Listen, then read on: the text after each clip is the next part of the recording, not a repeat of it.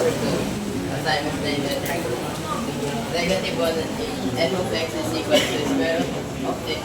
Square root of x minus 8 if x is greater than 8. Then x squared plus 5x if x is less than or equal to 8. Yung ginamit ko yung x squared plus 5x. So, sinubstitute ko lang po yung negative 1 sa x. Negative 1 squared plus 5 times negative 1. Negative 1 squared is equals to 1 plus 5 times negative 1 is equals to negative 5. 1 plus negative 5 is equals to negative 4. For f of x, 8 naman. X squared plus 5x ulit. 8 squared plus 5 times 8. X squared 64 plus 8 times 5, 4.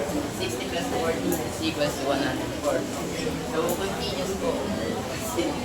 Because yung function x squared plus 5x is polynomial.